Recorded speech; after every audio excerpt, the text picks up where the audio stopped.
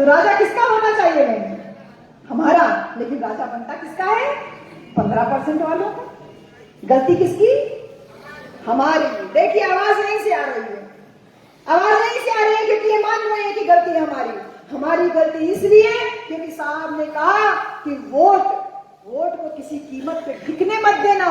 बाबा साहब ने जब संविधान में वोट का अधिकार दिया उस दिन बाबा साहब बहुत खुश थे। बाबा साहब के साथियों ने पूछा कि आज इतना खुश क्यों हो? बाबा साहब ने कहा आज मैंने वो बड़ा काम कर दिया जिसका सपना मैं कभी देखा करता था। पहले राजा बनने के लिए रानी के पेट की जरूरत होती थी, लेकिन मैंने वोट का अधिकार दे करके सारी रानियों की नसबंदी करा दी। अब राजा बनने के लिए बैलेट पेपर की जरूरत होगी, रानी के पेट की जरूरत नहीं होगी। तब उनको लोगों ने कहा अरे डॉक्टर अंबेडकर ज्यादा खुश मत हो, तुम्हारे लोग गरीब है, तुम्हारे लोग लाचार है, तुम्हारे लोग पैसे पे बिक जाएंगे, वोट उनका हम खरीद लेंगे, तब तुम कैसे उनका वोट से उनको मजबूर करोगे? तब बाबा साहब कहते हैं ये बात सही है। कृपलानी जी, कृपलानी साथी थे उनके, उनसे बोलते हैं, कह रहे हैं ये बात सही है कि आज मेरे लोग गरीब हैं, लाचार हैं, भुखमरी के शिकार है, खाने के लिए नहीं है उनके पास। लेकिन एक बात जान लो, जिस दिन मेरे समाज के लोगों को उनके वोट की ताकत का एहसास हो जाएगा उस दिन तुमसे बड़ा भिखारी कोई नहीं होगा, क्योंकि वो अपने वोट के दम पे अपनी सरकार बना लेंगे।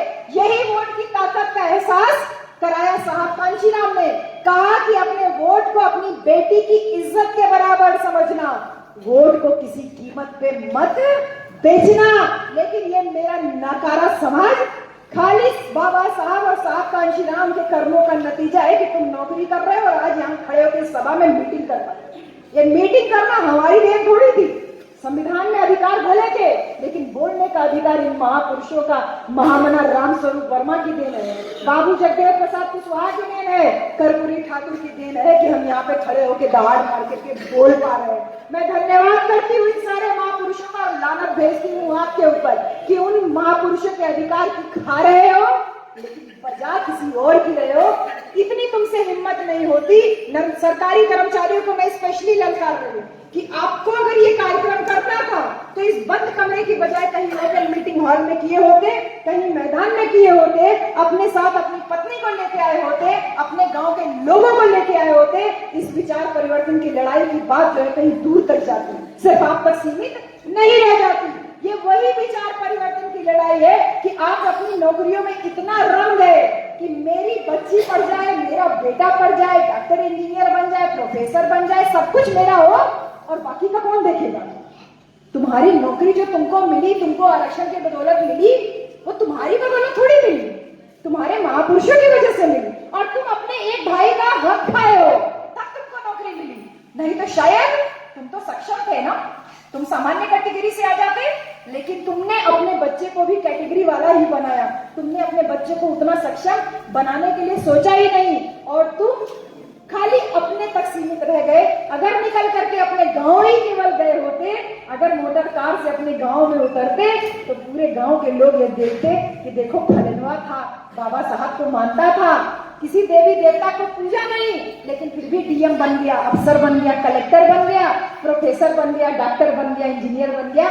मेरे बेटे, मेरे बच्ची, तुमको भी ऐसा ही बनना। तुमको देखता तुम अपने गांव में जाते, लेकिन तुम तो खाली धूल उड़ाते हुए जाते हो, शादी विवाह अटेंड करते हो और शादी विवाह अटेंड करके वापस चले आओ। कैसे आएगा परिवर्तन? अगर आपने गांव में घूम करके अपने समाज के लोगों को जागृत किया होता। औकात नहीं थी जो 5-5 किलो राशन पे हमारे लोग इस बार के चुनाव में बिक गए। ये नोटबंदी और लॉकडाउन का परिणाम था। हमारे लोगों के पास पैसा नहीं था, हमारे लोगों के पास खाने के लिए राशन नहीं था।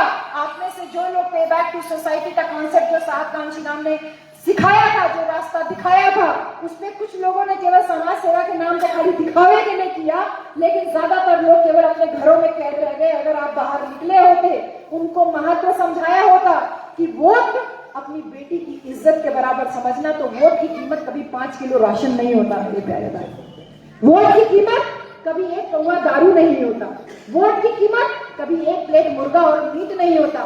वोट की कीमत कभी 1 किलो नमक नहीं होता। नमक बांटा गया और कहा गया अरे नमक खा रहे हो तो नमक का हक नहीं अदा करो। ये गांव में घूम घूम के कहा गया, 1-1 किलो नमक बांटा गया, चना बांटा गया, अनाज बांटा गया। साहब कांशीराम मध्य प्रदेश में ये बात बोले थे।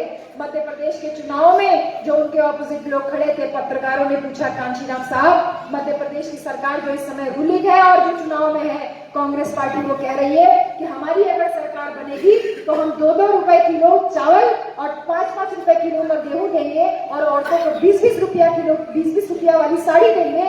आपका क्या कहना है? आपका क्या घोषणा पत्र है? तब साहब कांशीराम इस बात को कहते हैं कि मैं अपने समाज को इतना मजबूत कर देना चाहता हूं कि मेरे समाज के लोग 2 रुपया किलो वाला चावल नहीं बल्कि 20 रुपया किलो वाला चावल खाएं। मैं अपने समाज के लोगों को इतना मजबूत कर देना चाहता हूं कि वो 5 रुपया किलो वाला गेहूं नहीं बल्कि 25 रुपया, 30 रुपया, 35 रुपया किलो वाला गेहूं खरीद के खाएं। और मैं अपने समाज की औरतों को इतना मजबूत कर देना चाहता हूं कि वो 20 रुपया वाली नहीं बल्कि 200 रुपया वाली या 2000 रुपया वाली साड़ी खरीद करके पहने।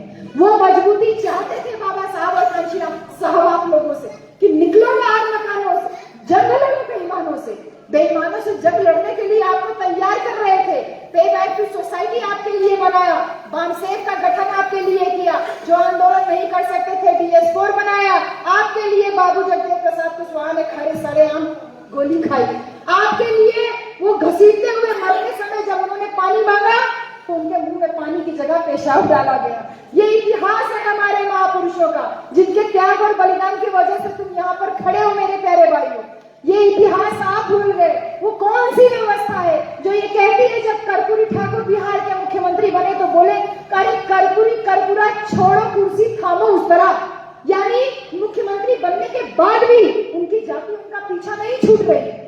कौन सी व्यवस्था है? किस व्यवस्था में आप रह रहे हो? सोच के देखिए, उत्तर प्रदेश में बहन जी जब मुख्यमंत्री बनती हैं तो कौन व्यवस्था है जो कहते हैं चमैनिया मुख्यमंत्री बन गई? कौन व्यवस्था है जब अखिलेश यादव मुख्यमंत्री का पद उनका खत्म होता है, जो वर्तमान मुख्यमंत्री हैं, अखिलेश जी के घर में जाने से पहले यानी मुख्यमंत्री आवास में जाने से पहले गंगा जल से उस घर को धोया जाता है, बनारस से ब्राह्मण बुला के उस घर को पवित्र किया जाता है, गाय का पेशाब छिड़क के पवित्र किया जाता है, गंगा जल छिड़क के पवित्र किया जाता है, मंत्र पढ़ के पवित्र किया जाता है। सोच करके देखिए कि कौन सी व्यवस्था है जिसने आपकी जाति को आपके नाम, आपके पद, आपकी शिक्षा और आपकी योग्यता से ऊपर रखा। ये वही व्यवस्था है जिससे निजात दिलाने के लिए भारत का संविधान बाबा साहब आपके लिए लिख करके गए। बहन जी